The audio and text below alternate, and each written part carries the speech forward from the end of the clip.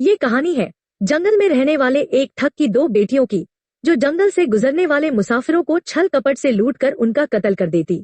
पर फिर एक दिन एक ऐसा मुसाफिर आया जिससे उन सब की जिंदगी बदल गई। एक गुस्सैल राजा ने अपने पुत्र के किसी दोष के कारण उसे देश निकाला दे दिया। राजकुमार ने दुखी मन से अपने गुजारे के लिए 4 लाल और कुछ स्वर्ण भी अपने साथ ले लिए और भरे हृदय से अपने पिता का महल छोड़ दिया। चलते चलते वो जब शहर से कुछ दूर पहुंचा तो उसे एक साधु का आश्रम दिखाई दिया। राजकुमार उस साधु को दंडवत प्रणाम करके एक तरफ बैठ गया। जब साधु ने उसकी मायूस शक्ल और देह पर कीमती वस्त्र देखे तो साधु ने उससे पूछा, बच्चा, तुम कौन हो और यहाँ कैसे आए? राजकुमार बोला, महाराज, मैं राजा चंद्रगुप्त का पुत्र महेंद्रगुप्त हूँ। मुझे मेरे पिता ने देश निकाला दे दिया है, इसलिए मैं परदेश जा रहा हूँ। रास्ते में आपका आश्रम दिखाई दिया तो मेरे मन में आया कि आपके भी दर्शन करता चलूं। साधु ने महेंद्रगुप्त की बात सुनकर कहा, वत्स, तुम नेक इंसान हो और परदेश जा रहे हो, इसलिए मैं तुम्हें 4 बातें बताता हूँ।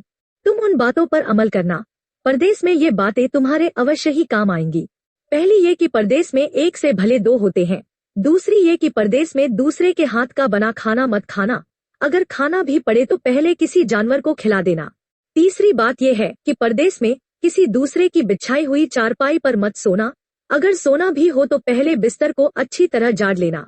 चौथी बात यह है कि यदि कहीं शत्रुओं के फंदे में फंस जाओ तो जहां तक हो सके नरमी और ज्ञान की बातें सुनाकर अपना उद्देश्य प्राप्त करना। साधु ने कहा, मेरी ये 4 बातें हमेशा याद रखना। साधु की बातें सुन साधु को प्रणाम कर राजकुमार परदेश चल पड़ा। जब चलते चलते बहुत दिन बीत गए तो वह एक जंगल में पहुंचा। वहां उसने देखा कि एक चील एक कछुए के बच्चे को लेकर उड़ी जा रही है। संयोगवश बच्चा उस चील के पंजे से निकलकर गिर गया। महेंद्रगुप्त ने कछुए के तड़पते हुए बच्चे को देखा तो उसे बड़ी दया आई। उसने मन में सोचा कि इस बच्चे को पालना चाहिए। इस बच्चे को पालने से 2 बातें होंगी।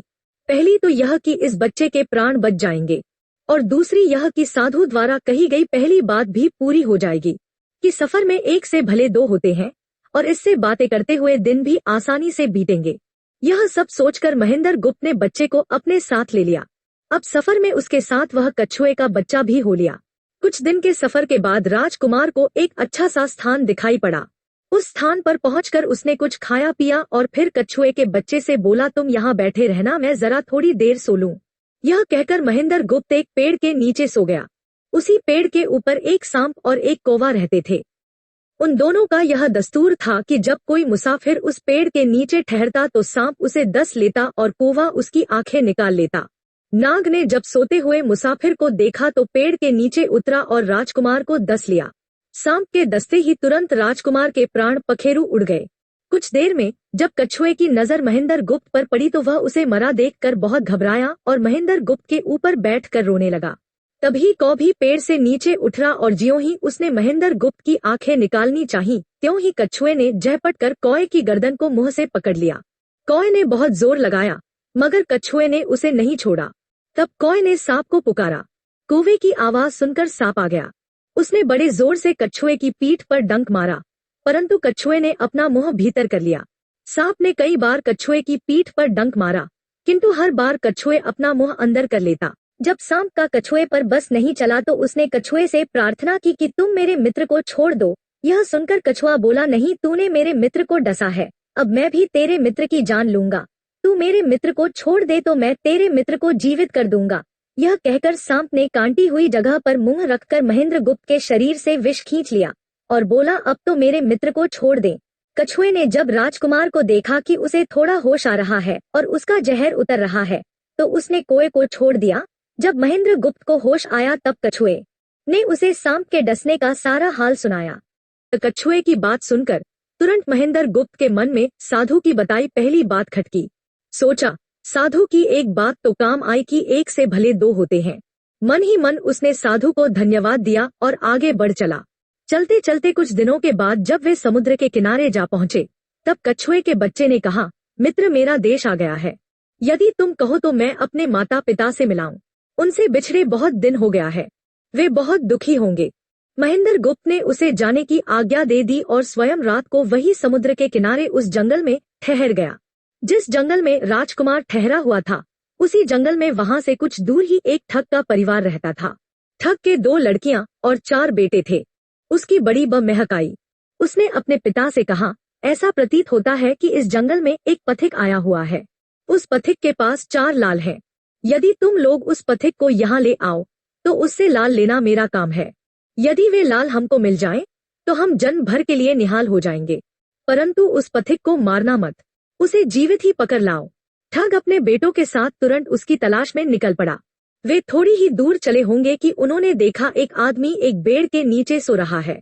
उसे देखकर उन्होंने सोचा कि यह वही पथिक हो सकता है जिसके पास लाल हैं। वे उसे पकड़ कर ले गए और अपनी बड़ी बेटी के हवाले करके बोले, इससे लाल निकलवाना अब तेरा काम है। ठग की बड़ी बेटी ने पूरे आश्वासन के साथ कहा, तुम लोग चिंता मत करो, मैं इससे लाल निकलवा लूंगी। ठग की छोटी बेटी ने जब महेंद्र गुप्त को देखा तो वह दिलो जान से उस पर मोहित हो गई। पहली ही नजर में वह अपना दिल उस नौजवान राजकुमार को दे बैठी।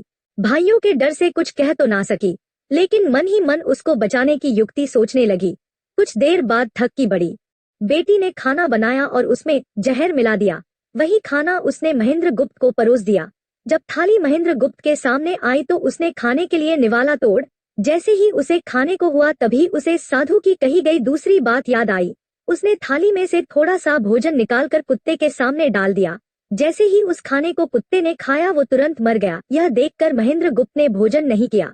उसने अपने मन में सोचा कि साधु की दूसरी बात भी काम आई। अपनी इस चाल को असफल होते देखकर ठग की बड़ी बेटी को गुस्सा तो बहुत आया, पर वह अपने गुस्से को अंदर ही अंदर पी गई। उसने महेंद्र गुप्त के सोने के लिए पलंग तैयार करवाया और उससे कहा, जाओ पथिक ऊपर के कमरे में तुम्हारे लिए पलंग तैयार करवा दिया है, अब तुम आराम करो। कई दिनों की सफर की यात्रा के कारण थका हुआ राजकुमार जब ऊपर आया तो उसे बढ़िया धुली हुई चादर पलंग पर बिछी हुई दिखाई दी। सोचा जो हुआ सो हुआ, कई दिनों के बाद चैन की नींद तो सोने को मिलेगी। वो जैसे ही पलंग पर बैठने को हुआ तो उसे साधु की तीसरी बात याद आई कि परदेश में हमेशा बिस्तर को झाड़ कर सोना। जैसे ही उसने बिस्तर को झाड़ा तो उसके होश उड़ गए। वो बिस्तर एक कच्चे सूत से तैयार किया गया था जिसके नीचे आग का कुआं था। महेंद्र गुप्त ने देखा कुएं के अंदर बड़े बड़े आग के अंगार धधक रहे हैं। सोचा साधु की तीसरी बात भी काम आई। उसने एक बार फिर मन ही मन साधु का धन्यवाद किया और पास पड़ी एक टूटी हुई चारपाई पर लेट गया। थोड़ी देर पहले जो राजकुमार चैन की नींद लेने की सोच रहा था, अब नींद उसकी आंखों से कोसों दूर थी। अब तो उसे अपनी जान के लाले पड़े थे। सोचने लगा, आज की रात बचना बहुत कठिन है। तभी ठग की छोटी बेटी मौका पाकर आई और कहने लगी, है प्रिय, मैं तुम पर दिलो जान से न्यौछावर हूँ, परंतु आज की रात मेरे वश में कुछ नहीं है। आज की रात मेरी बड़ी बहन की बारी है। जिस तरह भी हो सके बस आज की रात मेरी बहन से अपने प्राण बचा लो। कल मेरी बारी है। हे स्वामी, मैं तुम्हारी दासी हूँ, मैं तुम्हें साफ बचा लूंगी। इतना कहकर ठग की छोटी बेटी चली गई। जब सब लोग खाना खा चुके तो ठग की बड़ी बेटी ऊपर बने कमरे में चली। सोचा अब तक तो पथिक जलकर राख बन चुका होगा। जैसे ही वो कमरे के अंदर आई और देखा कि पथिक तो बिल्कुल सही सलामत टूटी हुई चारपाई पर लेटा हुआ है तो उसके क्रोध की कोई सीमा न रही। तुरंत उसने कटार निकाली और क्रोध से बोली, है पथिक, या तो अभी के अभी दे दे वरना मैं तुझको मार डालूंगी। उसी समय महेंद्र गुप्त को साधु की चौथी बात याद आई कि कहीं शत्रुओं के फंदे में फंस जाओ तो जहां तक हो सके नरमी और ज्ञान की बातें सुनाकर अपना उद्देश्य प्राप्त करना।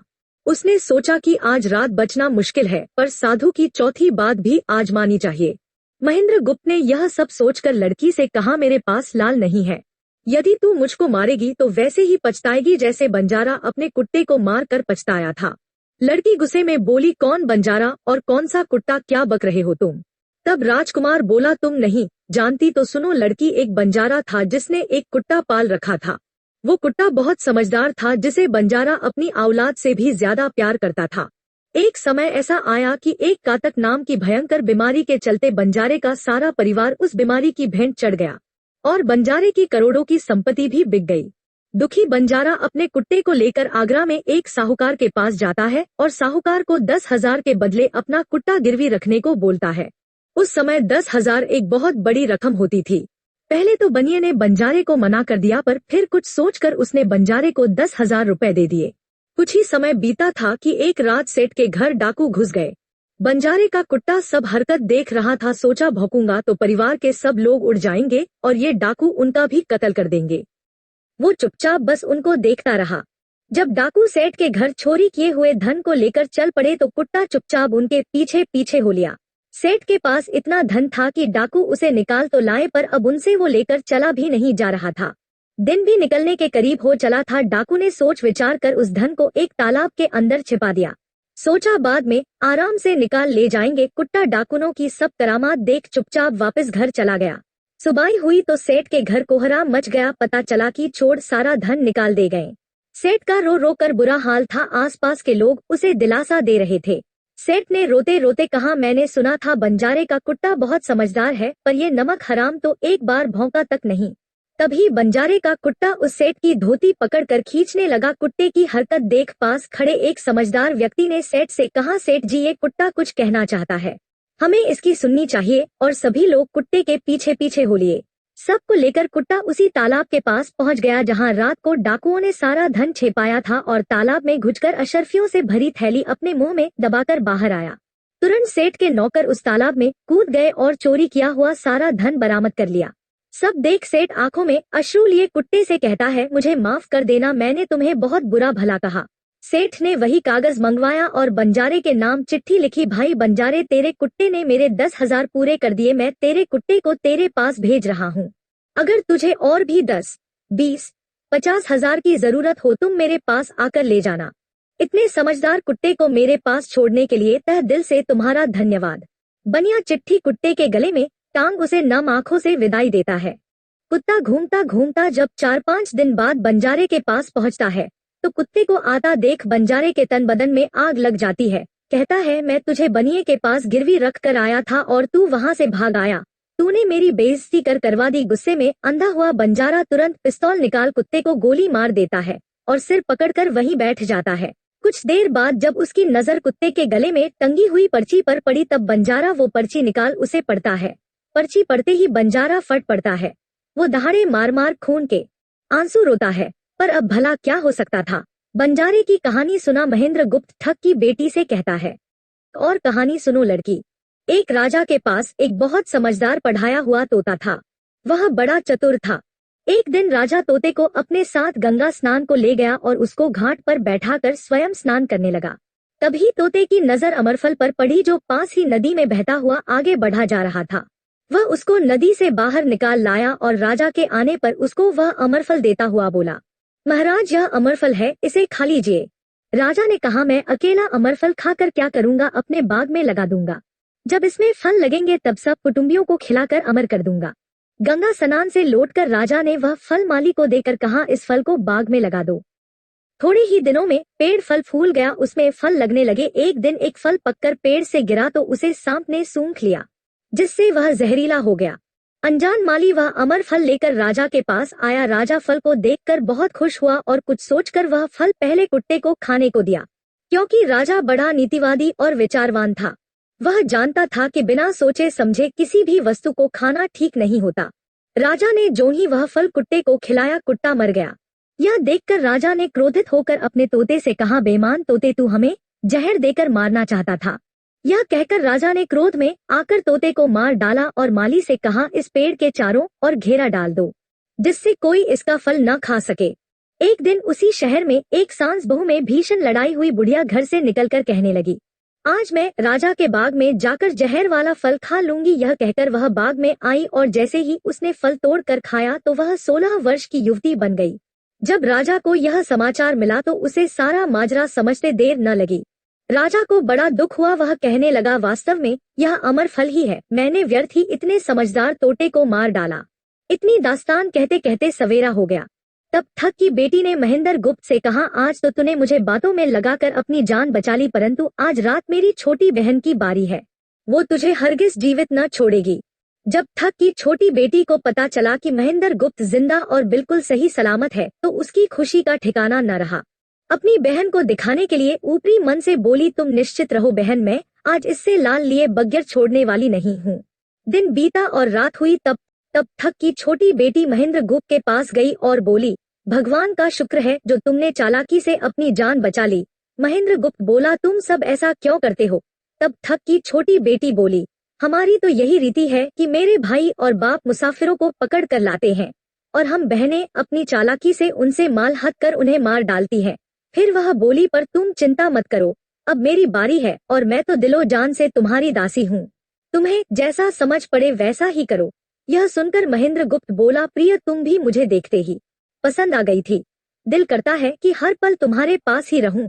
तुम अपनी बड़ी बहन की तरह नहीं हो, तुम एक नेक दिल औरत हो, तुमसे मेरा कुछ भी छिपा हुआ नहीं है। उसकी बात सुनकर ठग की बेटी ने कहा, तुम कहते हो कि मुझसे कुछ भी छिपा नहीं है, तो फिर वे लाल कहाँ है?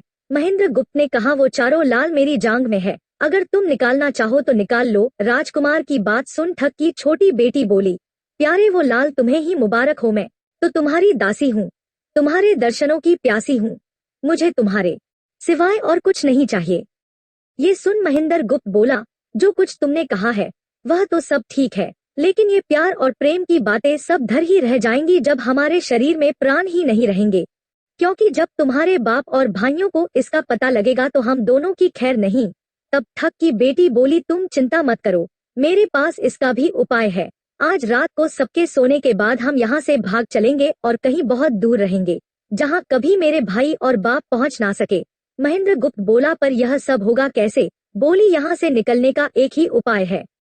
मेरे पिता के पास 2 ऊँटनियां हैं, उनमें से एक तो दिन भर में 7 कोस चलती है और दूसरी दिन भर में 100 कोस चलती है।